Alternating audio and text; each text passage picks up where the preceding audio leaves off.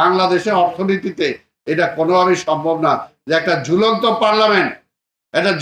Parliament যখন হবে তখন কঠিন কোনো সিদ্ধান্ত নিতে পারবে না, কঠিন কোনো কাজ করতে পারবে না।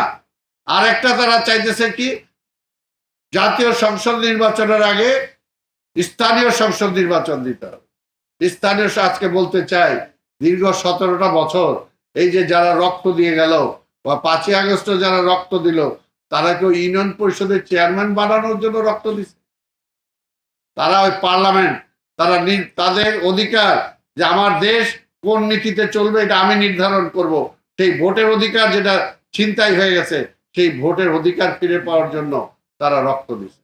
আর আজকে যদি বলি, আজকের যে আমার সীমান্তে আজকে যে পুশিং করতেছে 2 দিন পর পর পুশিং করতেছে, এর মধ্যে এই সরকার জোরালো ভাবে একটা পদক্ষেপ নিতে পারছে না, অন্যান্য কেউ বলতেছে না।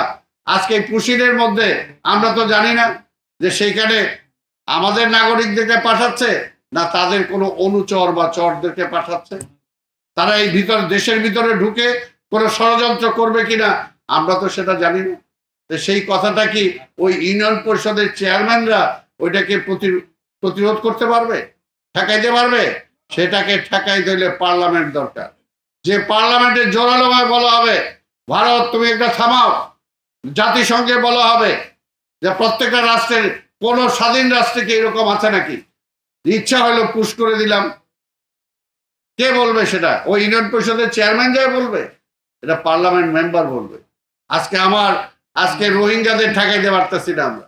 এই রোহিঙ্গাদেরকেও, ভারতের রোহিঙ্গা ঢুকছে, ওই রোহিঙ্গা আমাদের বাংলাদেশে ঠেলা পাঠাই দিবে, মনে যে আশ্রয়স্থল এটাই। এটা কে বলতে পারবে? আজকে যে ভারত একচেটিয়া প্রভুত্ব বিস্তার করতেছে, তার বিরুদ্ধে কে কথা বলতে পারবে? পার্লামেন্ট বলতে পারবে, ওই ইউনিয়ন পরিষদ চেয়ারম্যান বলতে পারবে না, চেয়ারম্যান বলতে পারবে না। সেই কারণেই আজকে যদি আমার দেশটাকেও বাঁচাইতে হয়, দেশের মানুষকে যদি বাঁচাইতে হয়, গণতন্ত্র আমি এখনো ফিরে পাই না, ভোটের অধিকারটা যেটা ছিনতাই হয়েছে এখনো ফিরে পাই নাই। কাজে এখনই ষড়যন্ত্র যে আজকে বিএনপি আসবে কি আসবে না। আরে ভাই ঠিক আছে, আপনারা যদি এতই পপুলার হন, আপনারা যেটা চান এইটা নিয়ে নির্বাচনে যান, আমরাও যা চাই এটা নিয়ে নির্বাচনে যাই। তারপর জনগণ যদি আপনাদেরকে ভোট দেয়, আপনারা পি আর না সি আর না ডি আর আপনারা করেন, অসুবিধা তো নাই। আসেন না, জনগণের কাছে যাই। আপনারা কয়েকজন মিলে ডিসাইড করার কে? কয়েকজন মিলে দেশ চালানো ডিসাইড করার কে? আপনাদের অধিকার কেউ দেয় নাই।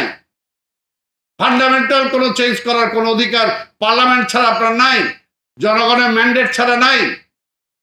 পরিষ্কার কথা, যে কোনো ফান্ডামেন্টাল যদি চেঞ্জ করতে হয়, তাহলে আমি যদি এখন বলি, এটা আমার ব্যক্তিগত কথা, আমার পার্টিরও না, যদি আমি বলি আমি রাষ্ট্রপতি শাসন চাই, আমি যদি তাহলে রাষ্ট্রপতি শাসন হোক, রাষ্ট্রপতি সিস্টেমে দেশ চলবে, তাহলে কি এইটাই আর সংস্কার হবে?